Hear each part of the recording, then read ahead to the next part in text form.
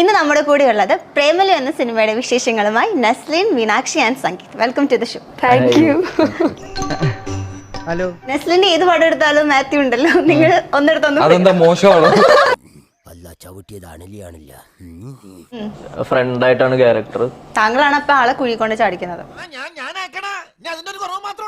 പ്രേമ മനുഷ്യനെ അന്ധനാക്കും, മാത്രമല്ല മണ്ടനും കൂടി ആക്കും. അല്ല, ഇതിനുള്ള മറുപടി ഇപ്പൊ പറയണോ അല്ലെങ്കിൽ പോയി വന്നിട്ട് പറഞ്ഞാൽ മതിയോ? ചുമ്മാ ആരെങ്കിലും പറഞ്ഞോണ്ടെങ്കിൽ വിഷമിച്ചു എന്ന് പറഞ്ഞ കരഞ്ഞു നിടങ്ങോട്ടെ, എന്നാലും ഒരു സുഖം ഉണ്ടാവുള്ളൂ.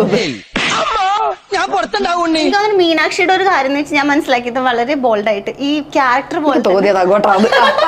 ഇവന്മാരൊന്നും ജീവിതകാലത്ത് നന്നാവില്ല.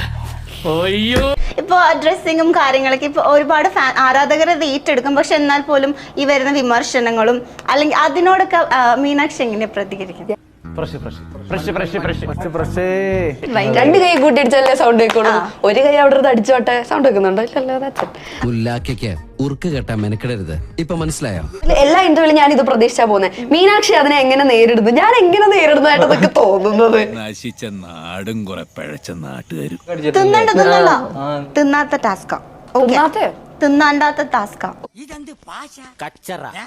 ഇവിടെ വന്നപ്പോ തുടങ്ങി മസ്താനിയുടെ ഓരോ ക്വസ്റ്റ്യനിലും ഞാൻ ഇംപ്രസ്ഡ് ആയിക്കൊണ്ടിരിക്കുകയായിരുന്നു. ക്വാളിറ്റി മനീഷ് നാരായണനോട് കിടപിടിക്കുന്ന ക്വസ്റ്റ്യൻസ് ആയിരുന്നു എല്ലാം.